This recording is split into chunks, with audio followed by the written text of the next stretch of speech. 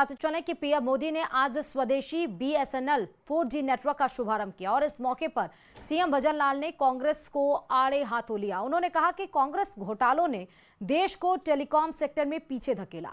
मोदी राज में कम्युनिकेशन में क्रांति आई है। उन्होंने कहा कि ग्रामीण इलाकों में सबसे बढ़िया पहुंच बीएसएनएल की थी, लेकिन यूपीए सरकार ने इसे घोटाले की भेंट चढ़ा दिया। पारदर्शिता पहले टेलीफोन कनेक्शन रिश्वत से मिलता था।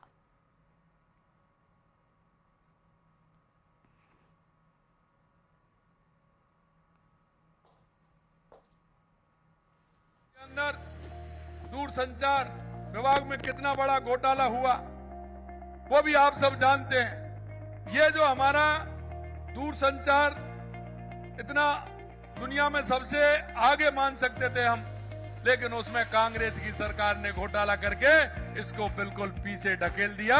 ये कांग्रेस की सरकार ने किया। जब भी कहीं जाते थे तो टेलीफोन बड़ी सिफारिश से मिलता था।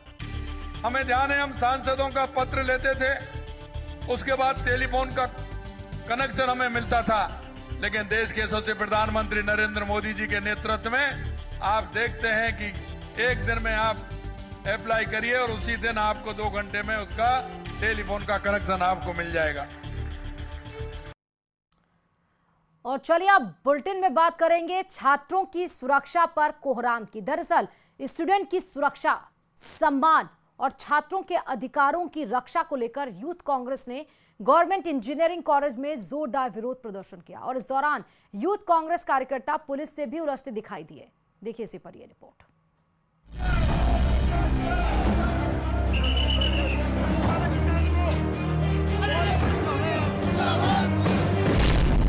यूथ कांग्रेस का हल्ला बोल।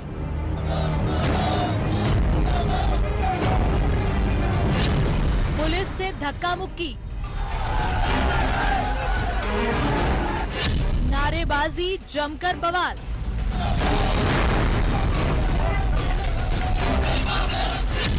उग्र आंदोलन की चेतावनी। अजमेर का राजकीय इंजीनियरिंग कॉलेज परिसर उस समय रणभूमि बन गया जब यूथ कांग्रेस कार्यकर्ता प्रचारक की कार्यशैली और भ्रष्टाचार के खिलाफ गेट पर प्रदर्शन करने पहुंच गए।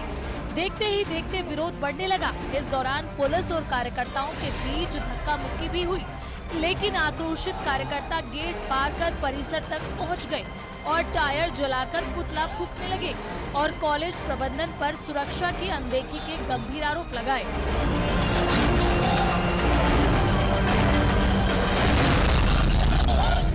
यूथ कांग्रेस कार्यकर्ताओं ने छात्राओं की सुरक्षा पर सवाल खड़े करते हुए कहा कि हॉस्टल और कॉलेज दोनों जगह लापरवाही का आलम है। आए दिन घटनाएं घट रही हैं, लेकिन प्राचार्य जिम्मेदारी लेने की बजाय चुप्पी साधे बैठे हैं।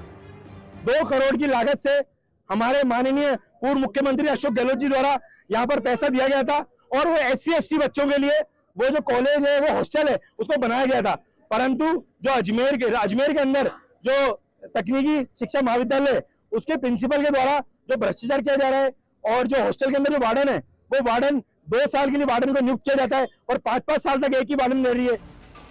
हंगामे के बीच पुलिस ने हालात काबू में करने की कोशिश की, लेकिन यूथ कांग्रेस कार्यकर्ता पीछे हटने को तैयार नहीं हुए।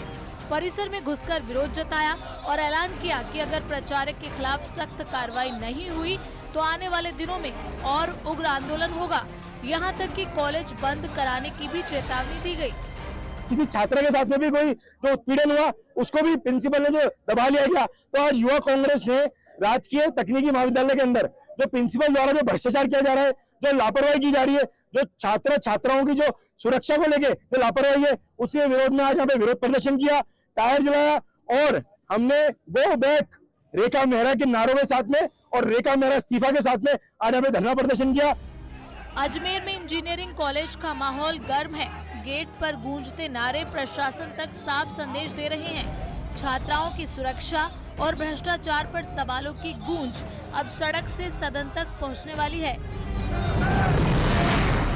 अजमेर से न्यूज़ 18 राजस्थान के लिए अशोक भाटी की रिपोर्ट। और चले खबरों में आगे बढ़ते हुए अब सीधे बात झालावाड़ से बड़ी खबर की, जहां आपसी विवाद में युवक को चाकू मारा गया है। घायल युवक को अस्पताल में एडमिट कराया गया। घटना के बाद से आरोपी युवक मौके से फरार हो गया है। बनिया गांव की घटना बताई जा रही है। मामले की जांच में पुलिस जुट गई है। आपसी विवाद में ये चाकूबाजी की घटना सामने आई है। फिलहाल घायल युवक को अस्पताल में भर्ती करा दिया गया है, जहां पर उसका इलाज किया जा रहा, लेकिन घटना के बाद से जो आरोपी युवक है वो मौके से फरार हो गया है। बनिया गांव की घटना है। मामले की जांच में पुलिस जुट गई है। आपसी विवाद में चाकूबाजी की घटना आई सामने। मौके से आरोपी फरार, घायल युवक का अस्पताल में इलाज जारी। और बाड़मेर से विरोध की खबर है, जहां बाड़मेर के तिलक नगर से एक अनोखा प्रदर्शन सामने आया, जहां अतिक्रमण हटाने की कार्रवाई के खिलाफ धरने पर बैठे लोगों ने रोचक तरीके से विरोध जताया।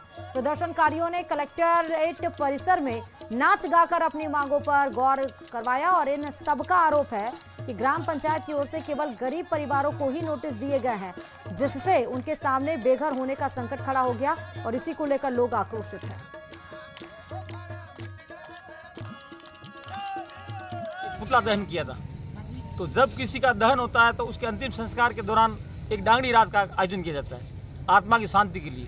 तो हमने जो है एक आत्मा की शांति के लिए डांगड़ी रात का आयोजन किया है और एक जो है ध्यान आकर्षित करने के लिए रात्रि भजन संध्या का आयोजन किया है। इस भजन संध्या कार्यक्रम में जो है कृष्णा खान एंड पार्टी द्वारा जो अपने कलाकारी की जो है कलाओं की प्रस्तुति दी जा रही है। और चलिए अब बात करते हैं व्यापारियों में किस बात को लेकर गुस्सा है। दरअसल बाड़मेर की धान मंडी चड्डी गैंग के निशाने पर आ गई है, जिन्होंने एक के बाद एक करीब 21 दुकानों के ताले तोड़कर लूट की वारदात को अंजाम दिया। शनिवार सुबह जब व्यापारी मंडी पहुंचे तो चोरी की वारदात का पता चला, जिसके बाद पुलिस को सूचना दी गई। देखिए इसी पर यह रिपोर्ट।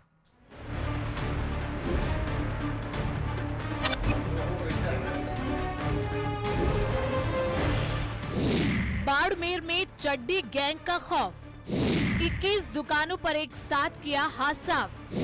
खौफ में व्यापारी, बेखौफ अपराधी।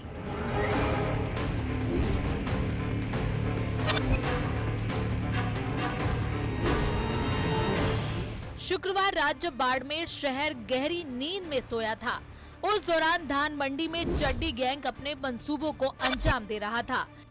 ये सीसीटीवी फुटेज उन्हीं दुकानों के हैं जहां शुक्रवार रात एक के बाद एक 21 दुकानों के ताले तोड़े गए। सीसीटीवी फुटेज में साफ नजर आ रहा है कि बदमाशों ने अपना चेहरा कवर कर रखा है ताकि उनकी पहचान न हो सके। शनिवार सुबह व्यापारी जब दुकानों पर पहुंचे तो उन्हें ताले टूटे मिले, जिसके बाद पुलिस को सूचना दी गई। रात में गेट भी 10 बजे बंद हो जाता है, तो हमारा सामान भी कभी बचे बाहर पड़ा रहता था, तो कभी कोई निश्चिंत होकर हम लोग रहते थे कि कोई भी सामान यहाँ से चोरी नहीं होगा। लेकिन आज एक साथ 21 से 23 दुकानें मतलब चोरी होना, हम खुद आश्चर्य हैं कि यहाँ से कभी कील तक यहाँ से गायब नहीं हुई है। और आज एक साथ 21 दुकानों के ताले टूटे हैं, 21 से 23 दुकानों के ताले टूटे हैं और शहर का बिल्कुल व्यस्ततम इलाका है, बिल्कुल सेंटर पॉइंट है यहाँ पे। पुलिस तो अपनी गश्त तो कर ही रही है, लेकिन अब यहाँ समस्या क्या आ रही है कि पुलिस जैसे ये बाहर गेट बंद होने की वजह से अंदर तो पुलिस आगे झाँक नहीं सकती। व्यापारी दहशत में हैं, वहीं दूसरी तरफ पुलिस मामले की जांच में जुटी है। मौके पर पहुंची पुलिस ने हालात का जायजा लिया, साथ ही निरीक्षण किया कि चड्डी गैंग के सदस्य कैसे दुकानों तक पहुंचे। हालांकि अभी तक किसी की पहचान नहीं हुई है, लेकिन पुलिस ने 8 टीमें बनाकर आरोपियों की तलाश शुरू कर दी है। तो ताला टूटा हुआ है और संभावना है कि एक बड़ा एक गैंग टाइप आके कुछ किया होगा। हम पूरा सीसीटीवी फुटेज चेक करवा रहे हैं, सारे एंट्री एग्जिट पॉइंट्स को चेक करवा रहे हैं। हमारा कम से कम 7-8 टीम एक्टिव है, तो इसको पीछे कर रहे हैं। और साथ में FSL टीम भी आ रही है और डार्क स्क्वाड है और MOV टीम भी है।